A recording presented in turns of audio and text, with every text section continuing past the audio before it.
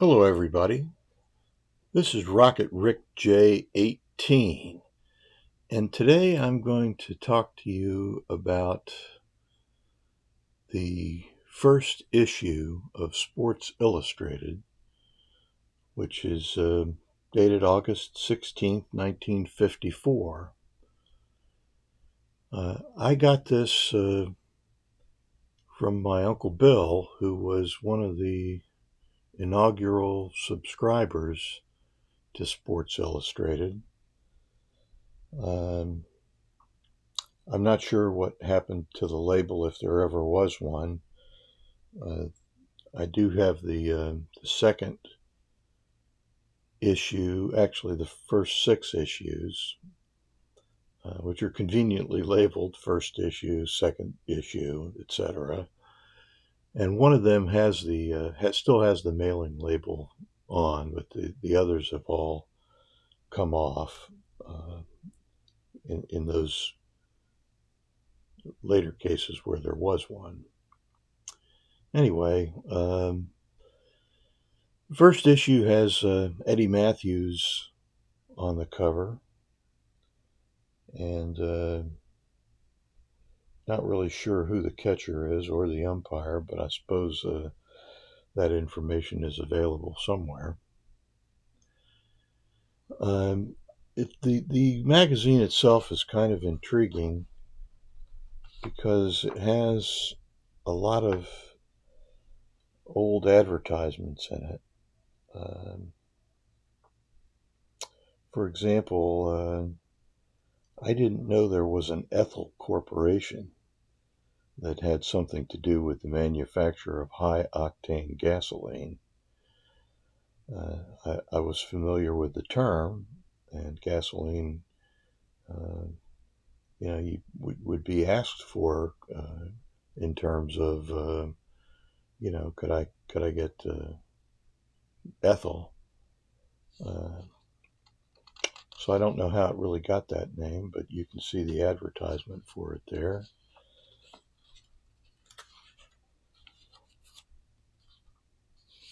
So one of the things that is early on in the magazine is a trivia quiz, which has the names of the answers to the questions. This was sponsored by Spalding, obviously the sporting goods manufacturer. Bonwit Teller was a fashion store for ladies' apparel. They had a big store on Fifth Avenue in New York. Long gone now, I suspect.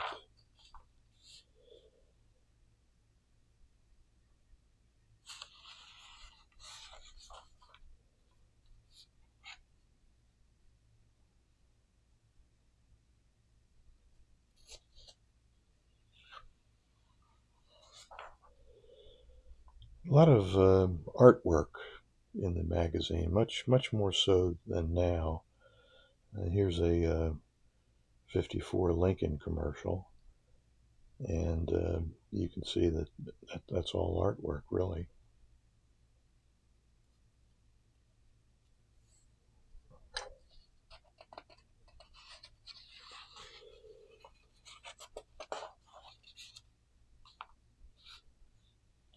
Bob Hope.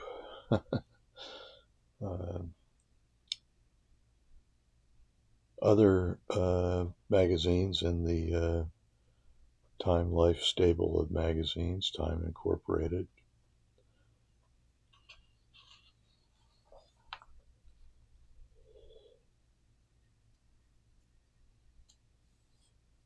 Cigarette advertisements were still allowed,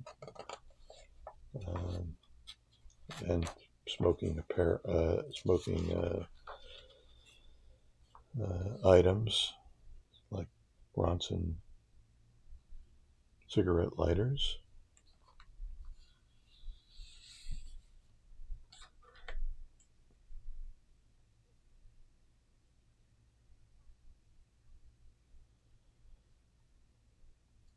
The editor-in-chief, Sports Illustrated, Henry Luce, was the founder of Time Life magazines.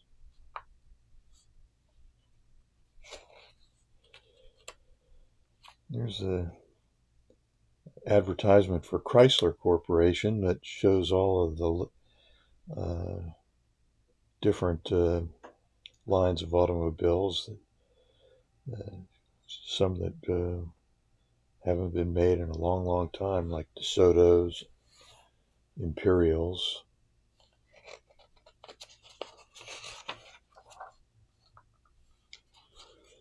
So we come to the table of contents. Here's an insert that you could mail in to subscribe to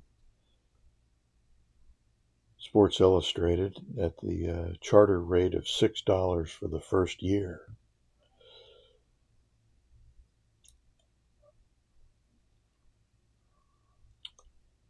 The table of contents shows the articles that were available in the magazine, and just spend a moment to go over those briefly. Excuse me while I dig out my spectacles. So the main articles: the Miracle Mile at Vancouver,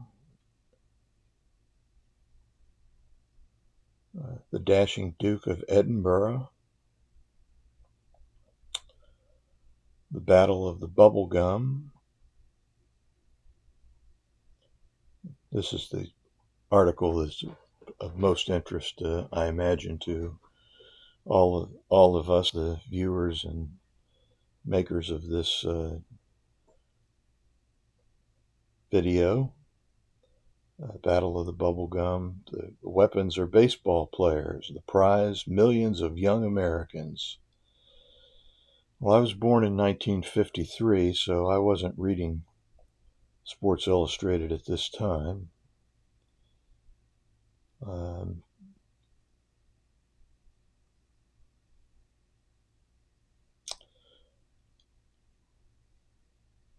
columnists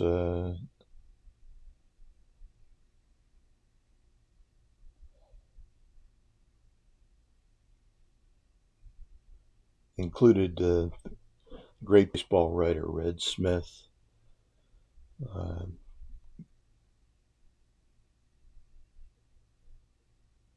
Grantland Rice's former article. You may recall that Grantland Rice was the sports writer who first used the term the Four Horsemen to describe Notre Dame's backfield.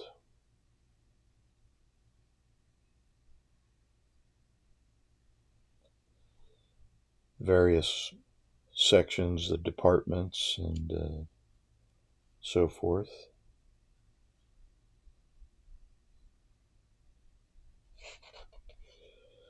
And then in next week's issue, a little blurb to promote that issue. You'll see down there in the corner, Yankees come home, the world champions, pictured in color on bubblegum trading cards. So we have that to look forward to.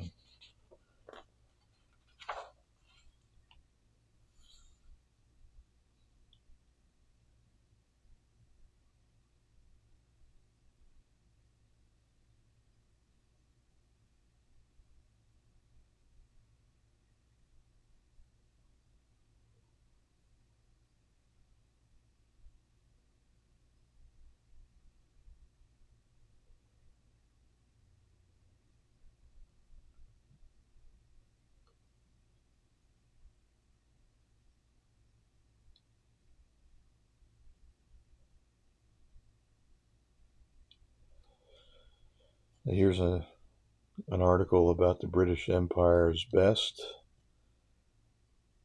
You'll note that In the 1 mile race, the Vancouver meet record was set by Roger Bannister of England, 3 minutes 58.8 seconds. Roger Bannister was the first miler to run the race in under 4 minutes, a feat that is regularly surpassed now, but back then was thought to be undoable. You'll notice also that the races are all measured in the standard units as opposed to metric as they are now.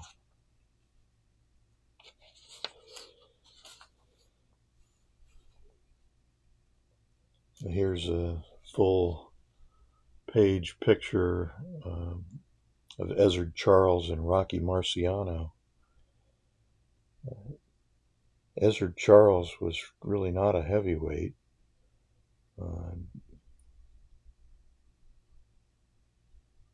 This is also the first modern 15-round fight for the heavyweight championship.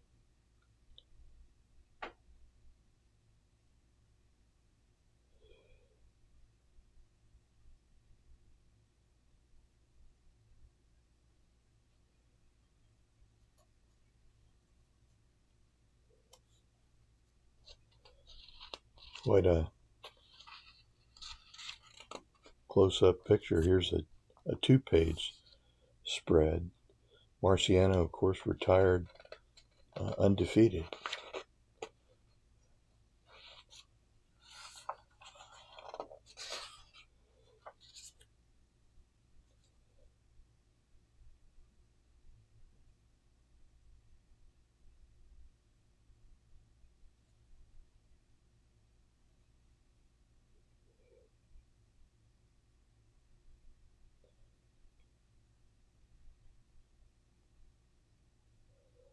Here's a series of pictures about marathon runner James Henry Peters. He was winning, and in the last couple hundred yards, with his nearest rival 15 minutes behind, he just started to, his body just gave out, and he just started to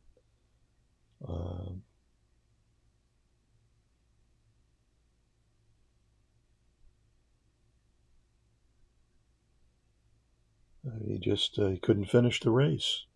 He tried, but just wasn't able to do it. Finally taken from the field on a stretcher.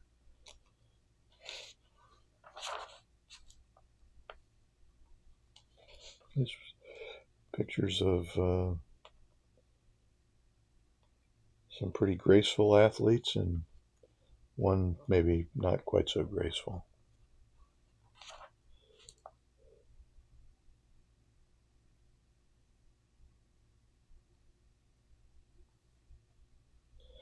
There's a picture of the oldest consistently active pitcher in baseball, John McIlvaine.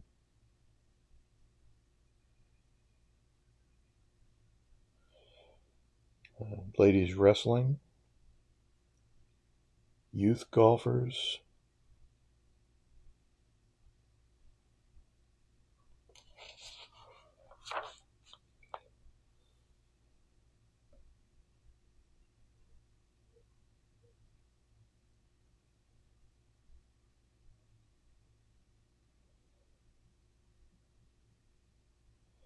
here's Prince Philip, the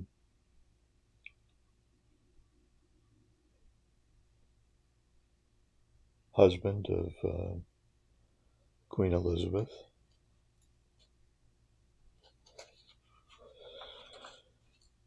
And here's the article, The Baseball Bubble Trouble. This is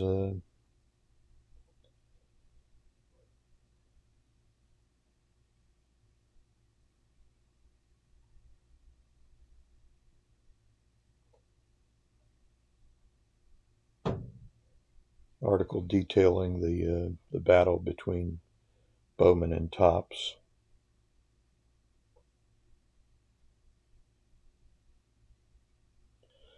And here are the 1954 baseball cards inserted into the magazine. I'm going to try to show you the full spread. I don't think I quite get it on the...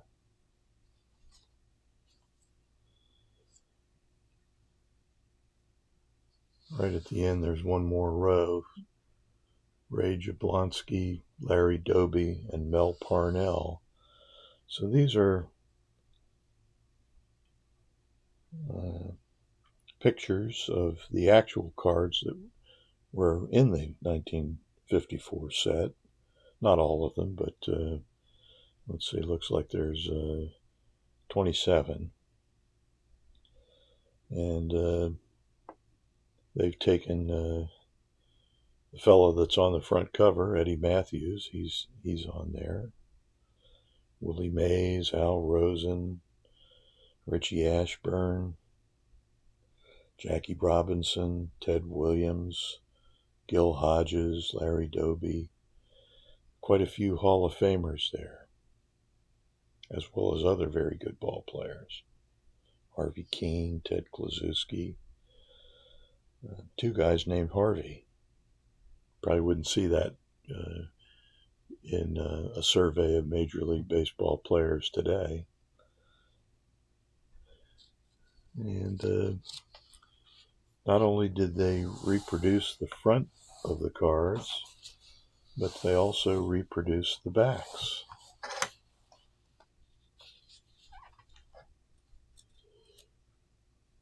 And you can see what those look like.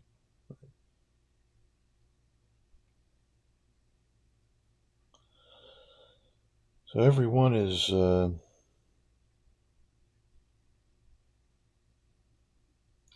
looking for the Mickey Mantle card. These are just printed on paper, by the way. They're very thin stock. This regular magazine paper. It is a little heftier than today's print, but it's nothing like the cards themselves. So that's how they were included. I mean, they were just perforated, so you could take them out and take them apart. Of course, you'd have to know my Uncle Bill. He would never think about doing something like that, and never have thought about it because he's passed away since then. But anyway, I'm glad we have them in their original form to show you.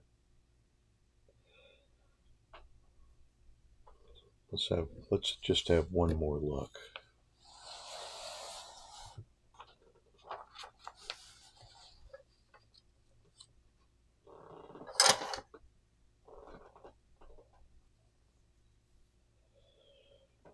They're just gorgeous.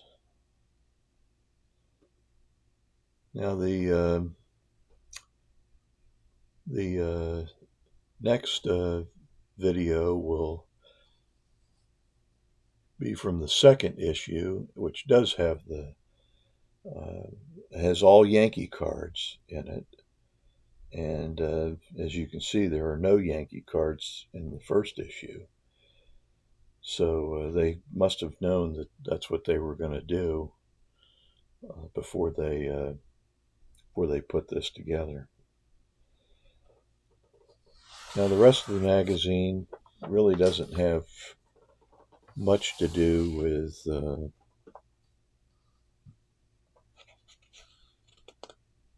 baseball or baseball cards. Obviously, the article on Anybody Got a Solly Hemus, that's an article about collecting baseball cards.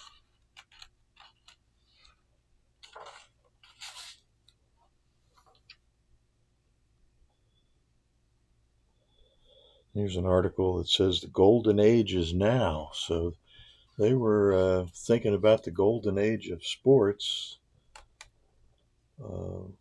long before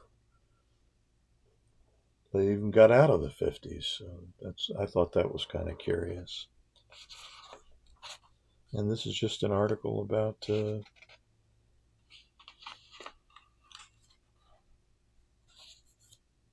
worldwide sports. Here's a picture of a pink Cadillac.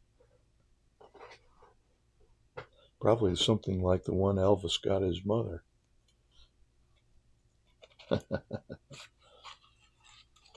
Before she passed away.